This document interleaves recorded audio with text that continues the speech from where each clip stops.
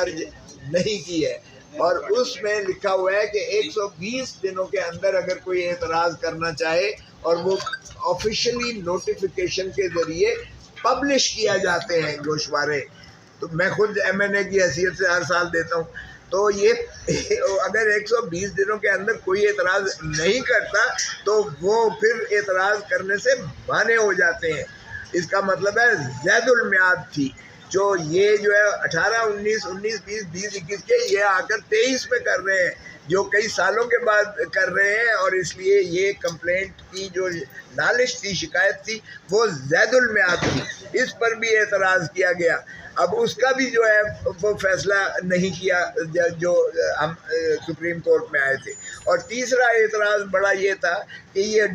Direct براہ راست session عدالت اس کا کاگنیزنس لے ہی نہیں سکتی جب تک وہ 190 تعزیرہ اتفاق 190 ضابطہ فوجداری اور 193 ضابطہ فوجداری کے تحت میجسٹریٹ کے پاس پہلے جو ہے یہ نالش کی جائے کمپلینٹ، اور اس کے بعد وہ کہے کہ یہ قابل سماعت سیشن کورٹ ہے، اور پھر سیشن کورٹ کو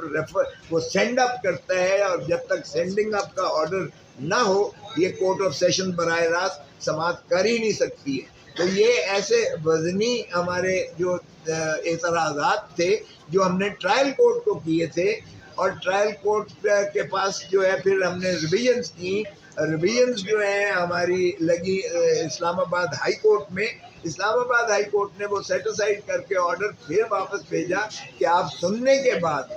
کے بعد آپ اس کو قانون کے مطابق نپٹائیں. اور پھر اس نے جو ہے دلاور ماشاء اللہ وہ جو ہے اس نے کیا کیا، ایڈیشنل سیشن جج بیسٹ نے پھر اس نے جو ہے اس کے باوجود سارا کچھ بند کر کے بغیر سماعت کیے ہوئے فیصلہ سنا دیا، جو کہ ہم پہلے بھی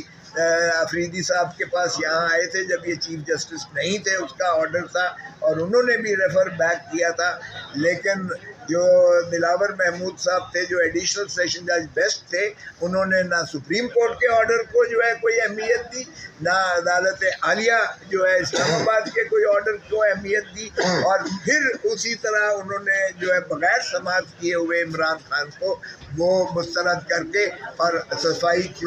بند کر کے کلوز کر کے انہوں نے سزا دے دی تھی. تو ہم نے کہا کہ جناب یہ تو ایڈمنسٹریشن آف جسٹس کے متعلق ہے، یہ جورسڈکشنل جو ہے یہ انکیپیسٹی ہے، یہ چونکہ ایب انیشو ورڈ پروسیڈنگز ہیں اور نان ایسٹ ہیں تو یہ انفرکٹس نہیں ہوئی. آپ ایڈمنسٹریشن آف جسٹس کے باپ ہیں، بیٹر فیملیس ہیں، اور آپ نے یہ حلف اٹھایا ہے بنیادی حقوق کی پاسداری اور ایڈمنسٹریشن آف جسٹس کو جو ہے انشور کرنے کے لیے.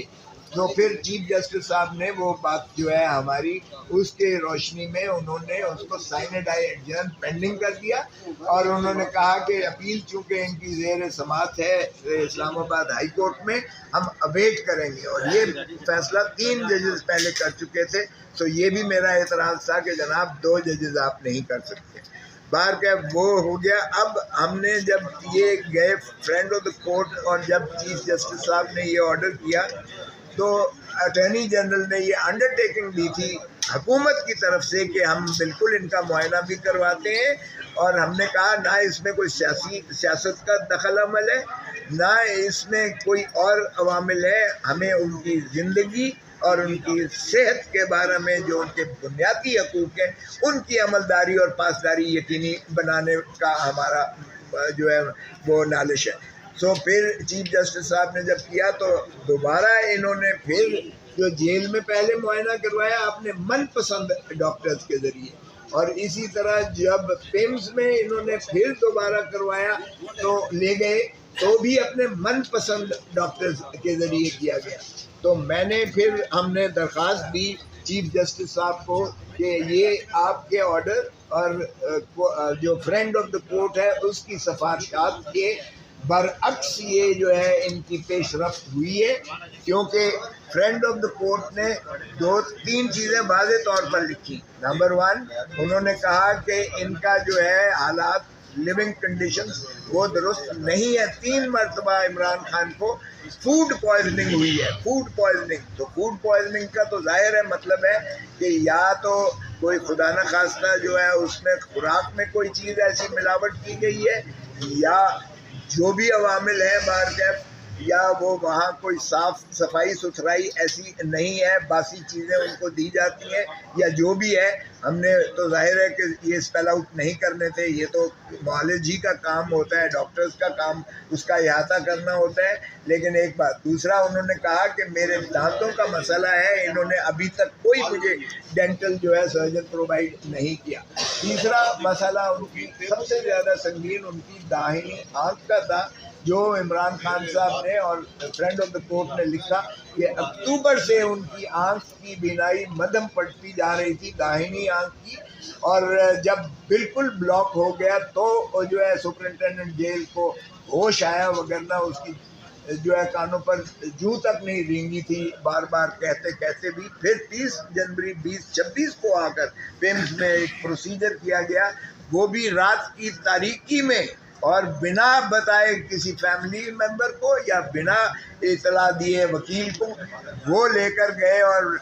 وہ بھی اس طرح ہوا کہ لیک ہو گیا، آپ کی جانب سے خبر چل گئی، وگرنہ اور 5 دنوں کے بعد ان کو 5 دن لگے یہ تسلیم کرتے ہوئے کہ ہاں جی ان کو پیمز لے جایا گیا تھا، اور ان کا 20 منٹ کا پروسیجر ہوا. جب ہم نے پتہ کروایا تو پیمز میں کوئی ریٹنا اسپیشلسٹ ہے ہی نہیں، سرے سے ڈاکٹر ہی نہیں ہے، اور انہوں نے بتایا ان کے جو معالج ہیں کہ یہ تو 2.5 گھنٹے کا پروسیجر ہوتا ہے، اور ریٹنا اسپیشلسٹ یا شفا میں ہے، شفا انٹرنیشنل جو کہ ہے ہی آنکھوں کا ہسپتال اسلام آباد میں ہے، یا حمید لطیف لاہور سے ہے اس کا ایک اسپیشلسٹ تھا، یا ہم نے کہا کہ ہمارے معالج جو ہے یہ ڈاکٹر فیصل ہے اور ڈاکٹر عاصم یوسف ہے، ان کو جو ہے ایسوسیٹ کیا جائے. تو یہ باتیں فرینڈ آف دا کورٹ نے لکھی، اور چونکہ اس پر کمپلائنس نہ ہوئی تو ہم نے یہ درخواست دی، پرسوں دی تھی، اور یہ کل بھی ہم نے ان کو مندرج نہیں کی ہے، اور اس میں لکھا ہوا ہے کہ 120 دنوں کے اندر اگر کوئی اعتراض کرنا چاہے اور وہ آفیشلی نوٹیفیکیشن کے ذریعے پبلش کیا جاتے ہیں گوشوارے. تو میں خود MNA کی حیثیت سے ہر سال دیتا ہوں، تو یہ اگر 120 دنوں کے اندر کوئی اعتراض نہیں کرتا تو وہ پھر اعتراض کرنے سے مانے ہو جاتے ہیں. اس کا مطلب ہے زید المیعاد تھی، جو یہ جو ہے 18 19 19 20 20 21 کے یہ آ کر 23 میں کر رہے ہیں، جو کئی سالوں کے بعد کر رہے ہیں، اور اس لیے یہ کمپلینٹ کی جو نالش تھی، شکایت تھی، وہ زید المیعاد تھی. اس پر بھی اعتراض کیا گیا. اب اس کا بھی جو ہے وہ فیصلہ نہیں کیا جو ہم سپریم کورٹ میں آئے تھے. اور تیسرا اعتراض بڑا یہ تھا کہ یہ ڈائریکٹ براہ راست سیشن عدالت اس کا کاگنیزنس لے ہی نہیں سکتی جب